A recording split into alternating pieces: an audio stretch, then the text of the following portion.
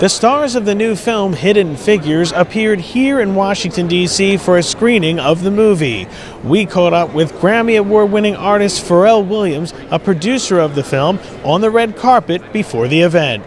You were pretty outspoken during the election. I wanted to ask you what your thoughts are now that Trump's in, and about Kanye's meeting. What do you think about Kanye meeting with the president-elect? You asked me what my reaction was to this election. Yeah. My reaction is that I believe the millennials, they're looking at this like, okay, the older people messed it up, but I believe in them. I believe that they're going to galvanize and they're going to refuse anything less than equality.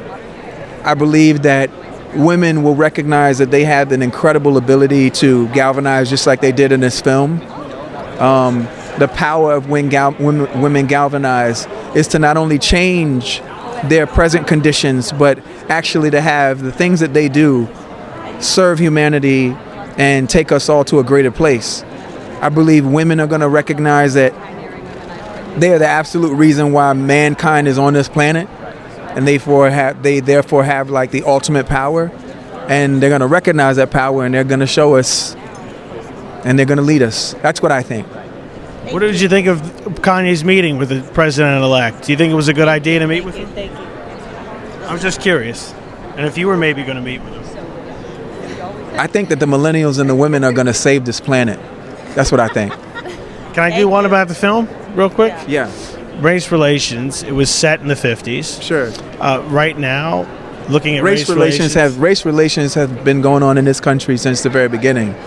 Yes. Yeah. But there was segregation at the time during the film. So I wanted to ask you, looking at now, based on what you learned during your preparation for the film, what can be done in the area of race relations to improve on in the country? What would be your message on that particular issue? The skeleton key for race relations is empathy. They have to understand what we and our culture has gone through, what they continue to go through. And then there needs to be empathy for women, period. Like as men, we need to recognize what it's like to be a woman and live in a world that is pretty much chauvinistic. Us fish we don't know that we're wet. We don't know we're in water right now.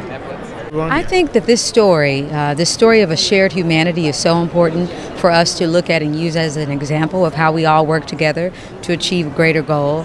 If the astronauts and the mathematicians and scientists, no matter what their color or gender was, if they did not all work together for that shared goal to get the first Americans into space, get John Glenn into orbit, we would not have made history with doing that. So I think it should serve as a fine example of what we do when we just remember that at the end of the day, we all bleed the same color. In Washington, I'm Nicholas Balassi.